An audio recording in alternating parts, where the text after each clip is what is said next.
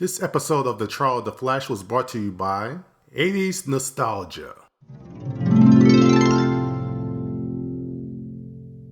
Yeah, it's not as good as you thought it was now, was it? Previously on The Trial of the Flash, monologuing, a bad Mission Impossible spoof, a contentious discussion with a naked female lawyer, and a gratuitous death of an unimportant character. Which brings us to... The issue begins with Big Sur taking the Flash to his special place, and the rogues start running wild around the city and recap the previous 2 to 3 issues. Meanwhile, Cecilia is going through the wreckage of her home and meets the psychic Mr. Dreed. Nothing comes of it. We're never gonna see him again, are we? After Big Sur chains up the Flash, he leaves to save more animals and somehow ends up stuck on a cliff even though he can fly. Also, he knocks himself unconscious. Meanwhile, the prosecution are drinking champagne, toasting to them taking down the Flash. A bit premature, guys. The trial just started this issue. Well, Flash is able to creatively escape and saves Big Sur, and now they're fast friends. The issue ends with the Flash arriving late to court. Why is he late? Can't he run at light speed? The issue starts with the rogues still on a crime spree. While that's happening in court, Ralph Denby is called to the stand for the defense and recaps issues 323 to 325. Is he a reliable narrator? How could he remember everything that happened in those issues? Well, anyway, the DA counters by pulling out a pistol and shooting someone in order to prove a point. And it works. It's a kill shot! That's a kill shot! Meanwhile, Big Sur's causing a ruckus trying to save as many puppies as he can. While that's happening, the rogues plot to use Big Sur again to kill the Flash. If he succeeds, the Flash dies. If he fails, then Big Sur dies. They consider it a win-win. What a bunch of a-holes. As the trial continues with more people talking with their eyes closed, the investigator that Barry hired has dug up a clue on why Cecilia hates the Flash. Meanwhile, in the dick move, the rogues friendly ambush Big Sur at the animal rescue and mess with his mind and then send him again to kill the Flash. When he finds the Flash, he turns Barry's face into a Picasso painting. The issue begins with Big Sur on a rampage looking for the Flash. Meanwhile, Barry runs somewhere. Why did he put on his mask? He looks like Quasimodo. No one will recognize him. Well, meanwhile, the rogues are drinking champagne to celebrate their not quite victory. Then we see the Flash collapse in the jungle and about to be eaten until he's saved by a gorilla with a laser pistol. Welcome back to Gorilla City, Flash. Solivar and the gorillas perform plastic surgery on Barry, but before that, he whispers something to Solivar. Foreshadowing, perhaps? With that taken care of, the Flash runs back to court. Question: how long did this all take? 30 minutes? 2 days? 64 seconds?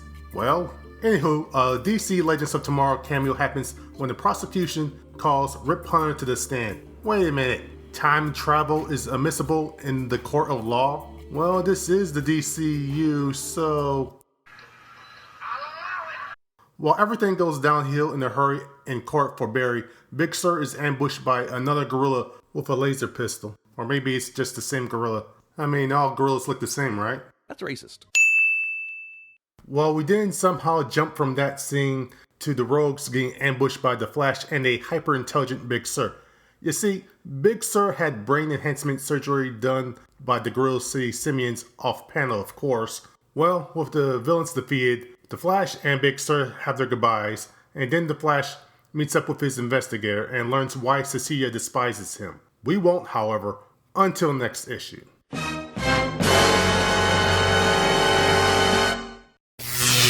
The issue begins with what Barry learned at the end of last issue, but he decides to keep us in the dark about it. Meanwhile, in the deep future, someone or something has escaped lockup, but that's not important right now. Back in present day, the Flash abandons his trial to learn from Captain Fry that Cecilia's father was a cop and he was killed by one of the Green Lantern's villains, the one named Goldface. You see, Daddy Boy died during a ruckus. Now, I'm still not clear how this is the Flash's fault again. Well, it's at this moment that Cecilia starts to piece together how it's odd that Barry's parents are at the Flash's trial even though he seemingly doesn't have any relation to them. But before she can figure out the Flash's secret identity, He kidnaps her and takes her to her dad's grave in order to convince her that he didn't kill her father. When that doesn't work, he runs away and just leaves her there. Just how is she going to get back home? Well, anyway, in the future, a bunch of skinny bald men talk about someone who's going into the past to kill the Flash. Now, they're not going to actually do anything, they're just going to yap about it. Anyway, somehow Cecilia made her way home, and while posing in bed like a Vogue model having a fit, she has a nightmare that, when you think about it, the Flash caused, which leads her to confront Goldface in prison. Well, one contentious discussion and a creepypasta face later, Goldface breaks out of prison, stealing her father's gold locket and takes her hostage. The Flash ends up saving her, and then all is forgiven. The issue ends with the prosecution calling Kid Flash, not Wally West, Kid Flash, to the stand. Wait a minute, it's bad enough that Barry was allowed to keep his outfit on, but Wally now too? Also, Wally's secret identity is, well, secret. So how in the blue heaven did they subpoena him?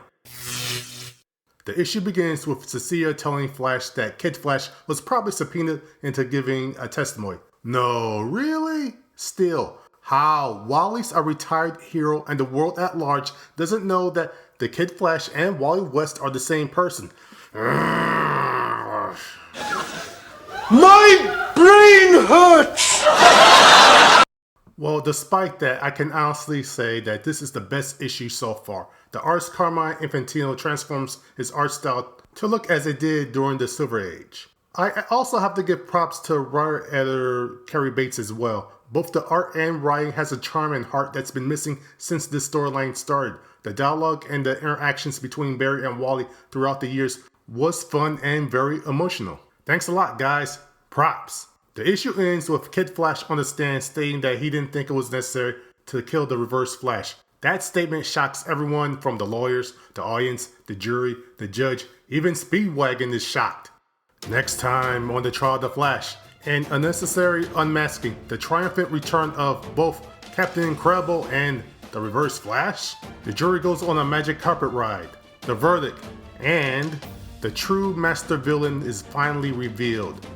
Sorta.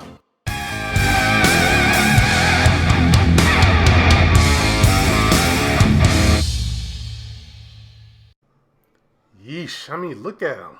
Look at him. Yes. Look at him.